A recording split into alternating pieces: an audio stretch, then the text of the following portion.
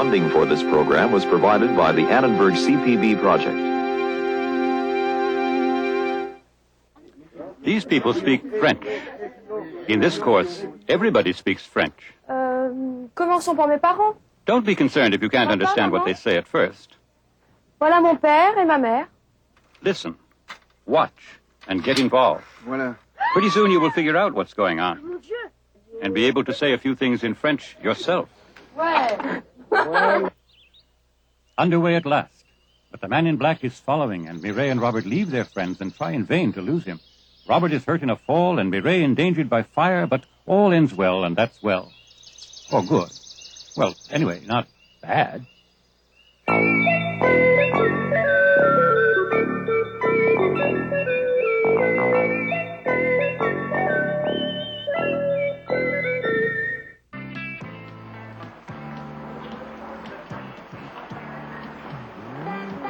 Le lendemain matin, Jean-Michel et Robert se retrouvent place Vavin.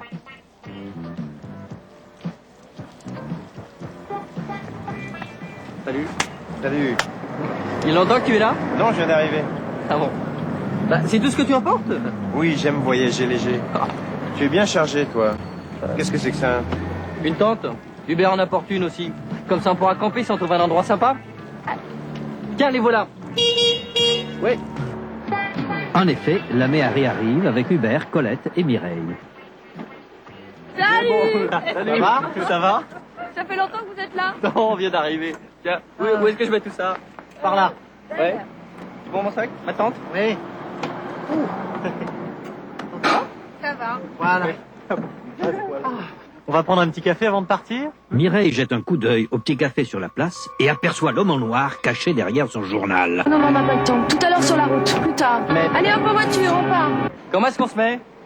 Bah, les garçons devant, Mireille avec moi derrière. Ah non, il n'y a pas assez de place devant, ça va me gêner pour conduire. Alors, Mireille, qui est petite, devant, et les autres derrière. Mais non, on va être serrés comme des sardines. Non, Jean-Michel devant et Robert avec nous derrière. Ben voilà. Allez, tout le monde en voiture, dépêchez-vous. Bon alors ça y est, tout le monde y est? Ouais.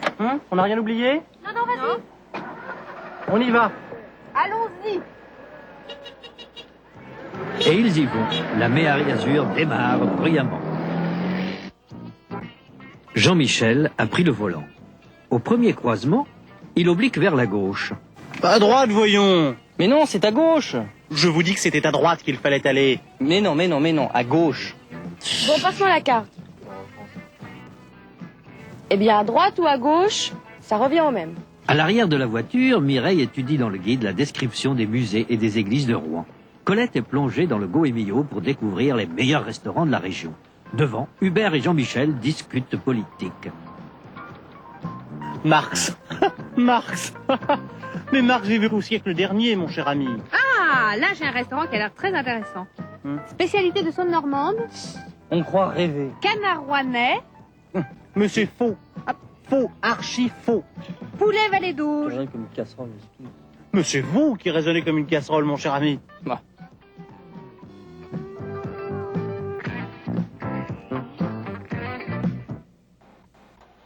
Voilà Rouen.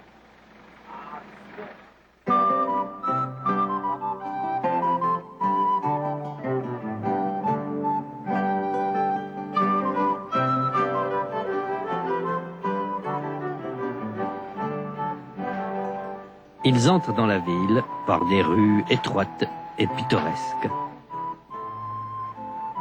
Ils passent sous le gros horloge.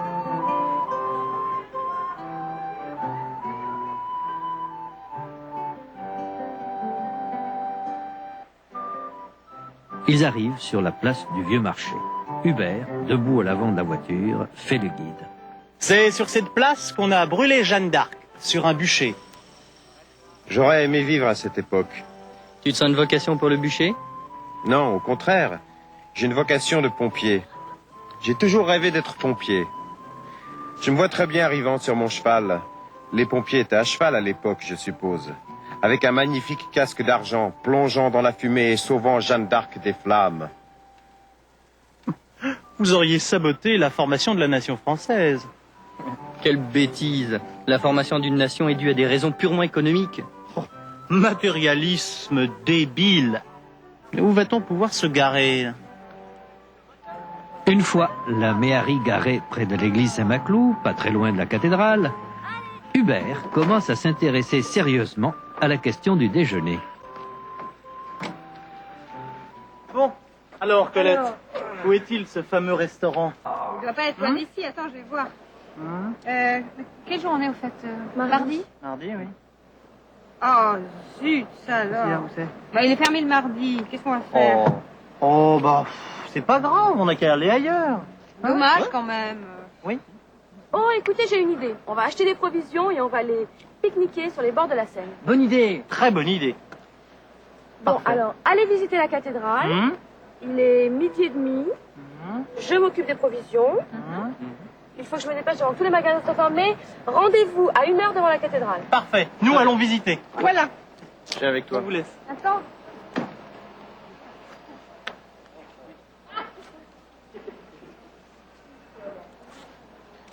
Tu t'amuses, toi? Bah oui. Pas moi. J'en ai assez d'entendre Hubert et Jean-Michel discuter et Colette lire des menus. Écoute, laissons-les et partons tous les deux seuls. Mais Robert, on va pas faire ça, voyons. Pourquoi? Parce que...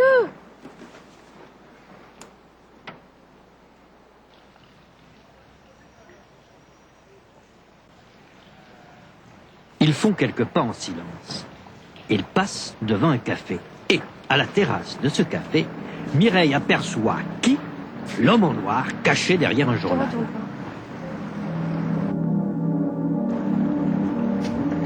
Tu vois le café à gauche. Te retourne pas. Mais qu'est-ce qu'il a de spécial, ce café? Rien. Mais je viens de voir un type que j'ai déjà vu ailleurs. Quelqu'un que tu connais? Non. Mais tu te souviens le jour où on est allé au cinéma? Je t'ai attendu dans un café. Mais il était assis à côté de moi. C'était le même. Sans blague, t'es sûr? Mais oui. Et le plus inquiétant, c'est que je l'ai vu ce matin. Place Vavin, avant qu'on parte. Au café où Hubert voulait aller. T'as rêvé? Mais non. Je suis sûre que c'est lui. Et je suis sûre de l'avoir vu ailleurs aussi. Tu te souviens le jour où on est allé à la Samaritaine? On a voulu prendre un taxi. Il y avait quelqu'un dedans. Eh ben, c'était lui, j'en suis sûre. Tu crois, tu l'as reconnu? Mais oui. Comment est-il? Il est habillé tout en noir.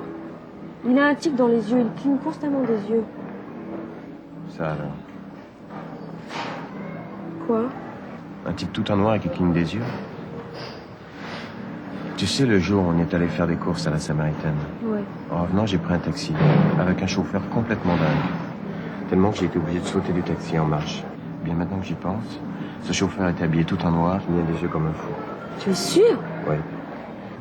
Et le jour où on est allé à la closerie des Lilas, je suis allé téléphoner et il y a un type tout en noir qui m'a suivi. Je suis sûr que c'est le même. Et plus tard, je l'ai revu quand j'étais au Luxembourg avec Marie-Laure. Et Marie-Laure qui parle toujours d'un homme en noir quand elle raconte ses histoires à dormir debout. Mais c'est peut-être vrai, elle n'inventait pas.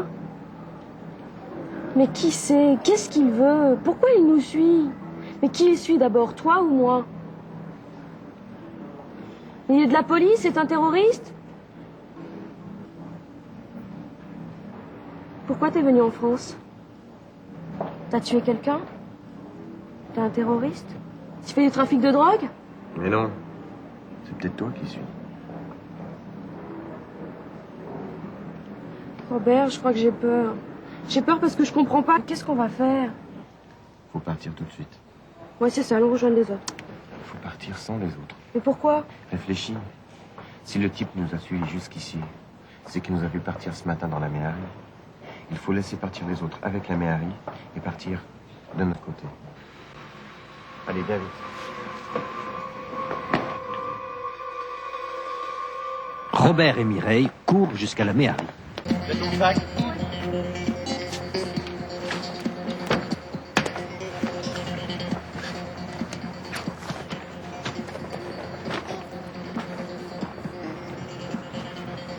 Tu as le fric?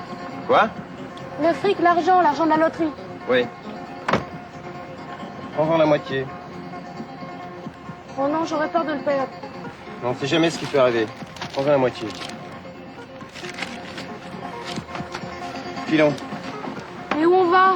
Je Je sais pas, l'important c'est de partir d'ici le plus vite possible. Allez, viens. Ils prennent leur sac et laissent un mot sur le pare-brise. Des circonstances imprévues impératives nous obligent à vous quitter. Continuez sans nous, Pise, Mireille et Robert. Et ils partent en courant à travers les vieilles rues de Rouen.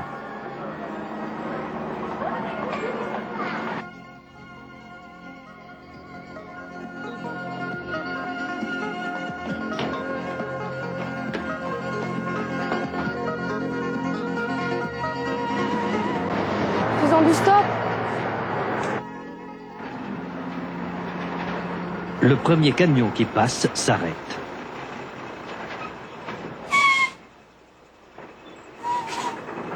Bonjour, vous allez où? Et vous? En Turquie. Ah bah nous aussi.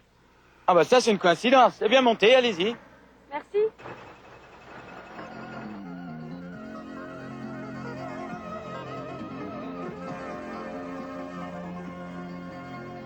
Dix minutes après, le camion passe devant un aéroport. Robert aperçoit un petit avion qui semble prêt à partir. Il demande aussitôt au chauffeur d'arrêter. Vous pouvez nous arrêter? On n'est pas arrivé. Je sais, mais j'ai oublié ma brosse à dents. Dans ce cas.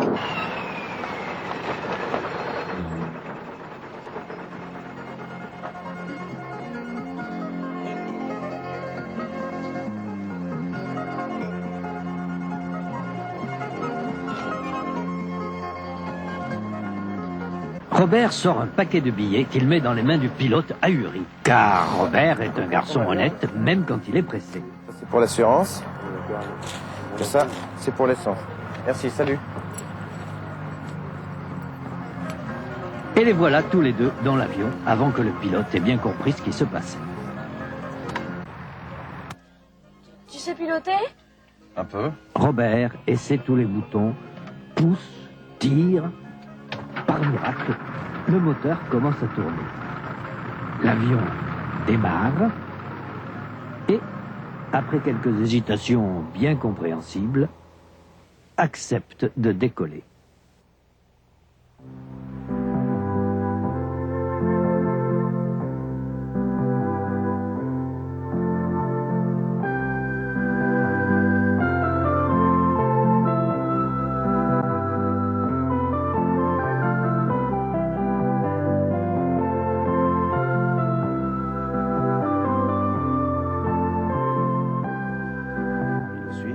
Mireille regarde derrière eux et ne voit pas trace de l'homme en noir. Robert fonce droit devant lui. Tu sais où tu es? Non, je suis complètement perdu. Regarde, qu'est-ce que tu vois? Ah, je crois que je vois le Mont Saint-Michel. Mais oui, c'est le Mont Saint-Michel. Bon, qu'est-ce que je fais? Ben, je sais pas. Va vers la droite.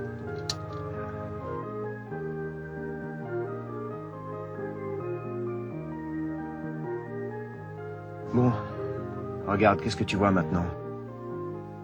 Un château. On doit être au-dessus des châteaux de la Loire. Oui, c'est ça. Ça doit être Chinon. Azé-le-Rideau. Ça, c'est Cheverny. Oh, Chambord. Ça, je crois que c'est Valençay. Ah, on fait le fromage de chèvre. Oui, c'est ça. Seulement, ce n'est pas Valençay du tout, c'est Chenonceau. Qu'est-ce que tu vois maintenant? Attends. Je vois des volcans. Éteint? Bah oui, bien sûr. On doit être au-dessus du Massif central. Et maintenant? Oh, je vois une ville fortifiée. C'est Carcassonne. On est dans le Midi. Mais oui, on est dans le Midi. Je vois des arènes gallo-romaines. Ça doit être Nîmes. Ou Arles. C'est Nîmes. Bon, qu'est-ce que je fais? Bah, tourne vers la droite. On est au-dessus de la Côte d'Azur. Mais oui, c'est la Méditerranée. Maintenant, je vois des montagnes. Ce sont les Alpes. Oh oui, sûrement. Ça doit être le Mont Blanc.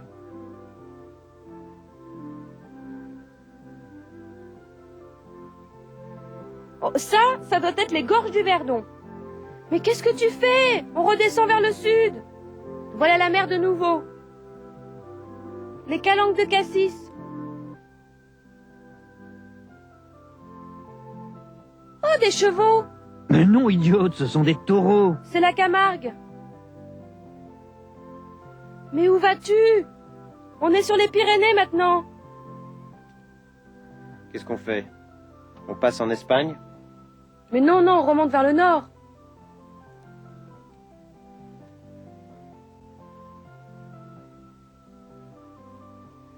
On est sur l'Atlantique maintenant. Je vois La Rochelle. On est au-dessus de la Bretagne. Une cathédrale. Mais c'est Notre-Dame! On est au-dessus de Paris.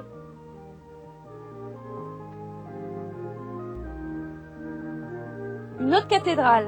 Je crois que c'est Amiens. Reims. Tiens, Strasbourg. On est en Alsace. Attention, on va passer en Allemagne. Tourne, tourne, reviens en arrière.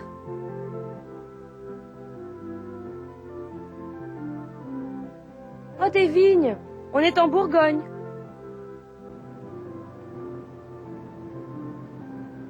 Eh bien, dis donc, on peut dire qu'on a parcouru l'Hexagone dans tous les sens.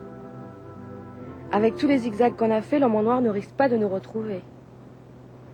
Ah ça, non. Le petit avion descend dangereusement. Remonte, remonte, attention! Attention, remonte! Remonte!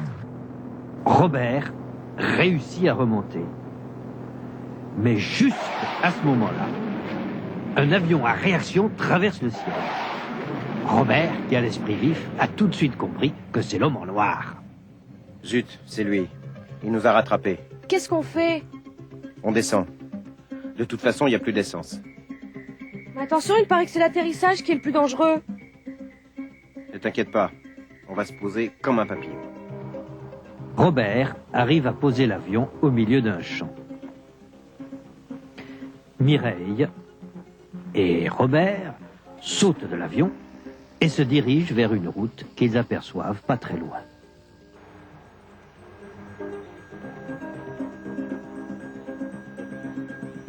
Enfin seul. Ça repose. Ils arrivent à la route et voient un panneau indicateur. Robert lit Lyon et ajoute, car il commence à avoir une grande culture. Ah, Lyon. La capitale gastronomique de la France. On y va? Allons-y.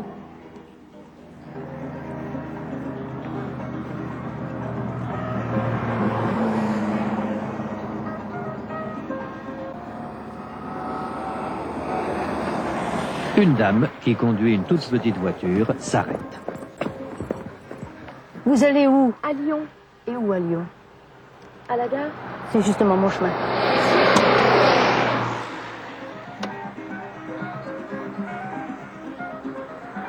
Et la dame emmène Robert et Mireille dans sa toute petite voiture et les laisse devant la gare de Lyon.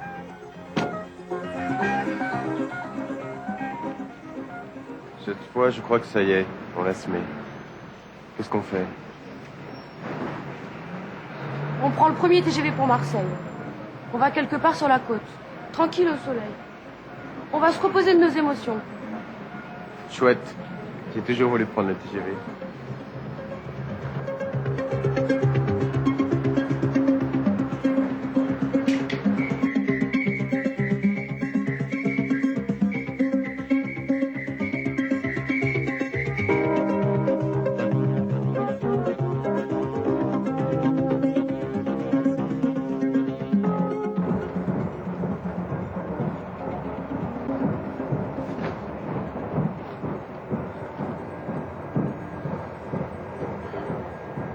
Dans le TGV, il se laisse aller à une douce béatitude. J'ai vraiment eu peur. Je suis bien contente que tu étais là. Le haut-parleur annonce « Mesdames et messieurs, nous venons d'atteindre notre vitesse de pointe de 270 km/h. À la vitesse où on va, ça m'étonnerait qu'ils puissent nous rattraper. Mais Robert et Mireille ne voient pas que l'homme en noir, caché par son journal, est là, juste derrière eux.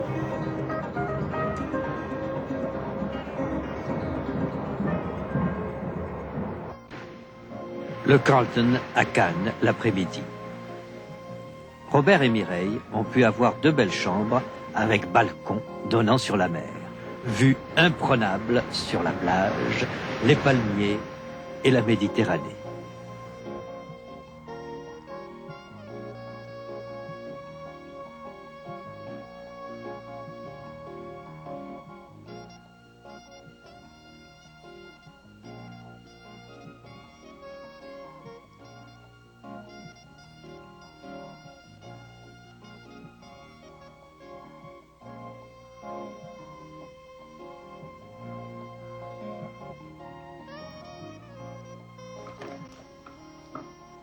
Mireille s'installe dans sa chambre et commence à peigner ses cheveux, qui sont longs et fins, devant la fenêtre ouverte. Robert s'avance vers son balcon, perdu dans la contemplation du ciel, qui est bleu, comme les yeux bleus de Mireille. Quel beau temps. Robert? Mais Robert ne l'entend pas. Toujours perdu dans la contemplation du bleu de la mer et du ciel, il continue à avancer. Quelle mer. Quel ciel. Pas un nuage.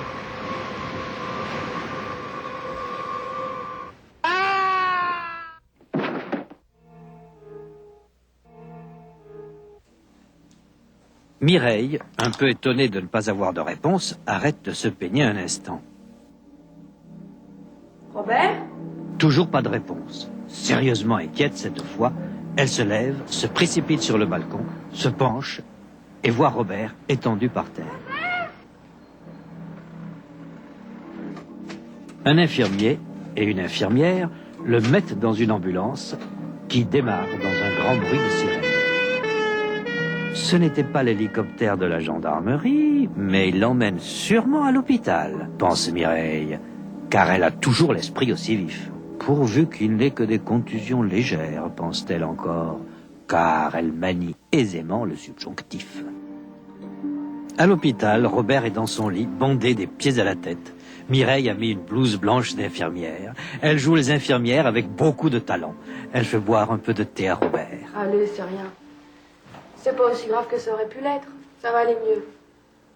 Quelle heure il est? 8 heures déjà, il faut que je rentre à l'hôtel. Tu n'as besoin de rien?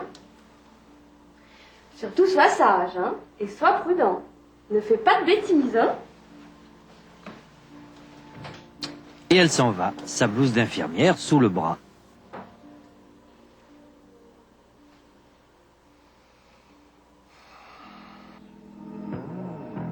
Au moment où elle arrive au Carlton, elle voit l'homme en noir qui en sort et qui se dirige vers elle. Elle s'arrête terrifiée. L'homme en noir aussi s'est arrêté. Il la regarde. Lentement, il met sa main droite dans la poche intérieure de sa veste. Mireille a fermé les yeux. Quand elle les rouvre, elle voit que l'homme en noir lui tend une carte de visite. Mademoiselle, permettez-moi, ça fait un mois... Excusez-moi, je ne me suis pas présenté. Oui, ça fait un mois... Que dis-je? Permettez-moi de...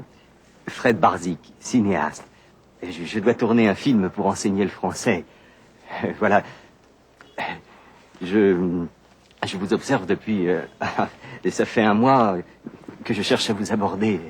Parce que je cherche, voyez-vous, une jeune fille bien française. Jolie, fine, distinguée. Pour le rôle principal, n'est-ce pas? Et vous êtes exactement ce qu'il faut. J'espère que vous voudrez bien accepter le rôle.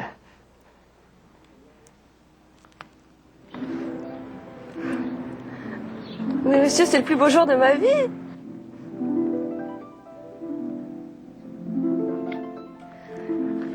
J'ai enfin réalisé le rêve de mon enfance, être infirmière et actrice. Quel bonheur! Dans sa chambre d'hôpital, le pauvre Robert s'ennuie. Il écoute la radio pour passer le temps. Il dort à moitié. Mais tout à coup, il se réveille. Nous apprenons à l'instant qu'une bombe vient d'éclater à l'hôtel Carlton. L'immeuble est en flammes. On ignore s'il y a des victimes. Robert se lève comme un ressort. Il bondit vers la porte, s'arrête, arrache ses bandages, met son pantalon,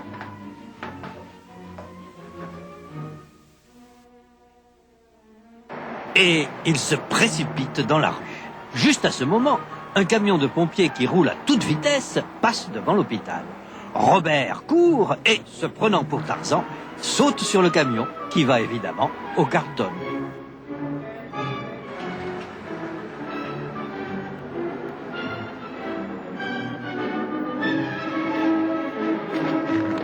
Robert cherche des yeux la grande échelle et une fenêtre qui crache des flammes et de la fumée pour y plonger. Mais il ne voit que de la fumée.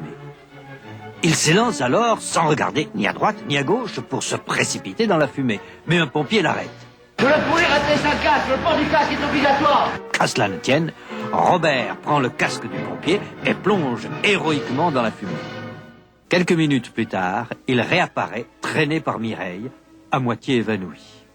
Ça doit être une erreur. Ils ont dû se tromper de scénario. Est-ce que ce ne serait pas plutôt Robert qui devrait sortir de la fumée en portant Mireille évanouie dans ses bras? Mais oui, c'est ça. Allez, on recommence. Ils disparaissent de nouveau dans la fumée et réapparaissent quelques minutes plus tard, Robert portant triomphalement Mireille évanouie ou souriante dans ses bras. C'est le soir. La fumée a disparu. Le soleil se couche sur la mer.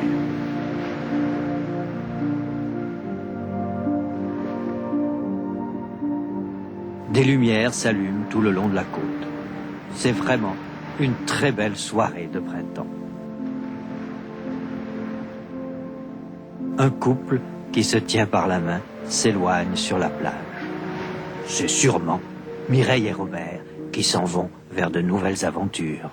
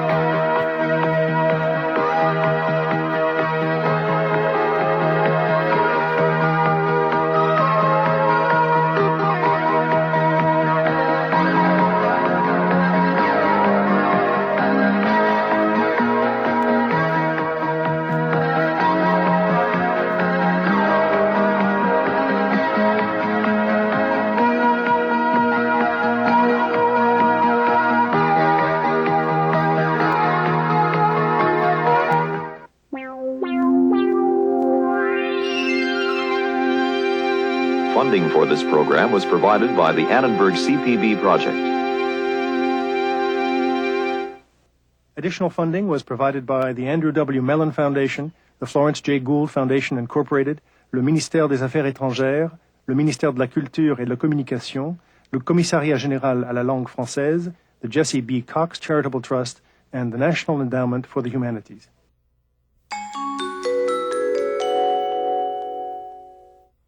You can take a video course for credit, or teach one. You can buy these programs on video cassette, and our print and audio materials. You can join in our workshops, or learn more about math and science education reform. Talk to us. The Annenberg CPB Projects, www.learner.org, 1-800-LEARNER.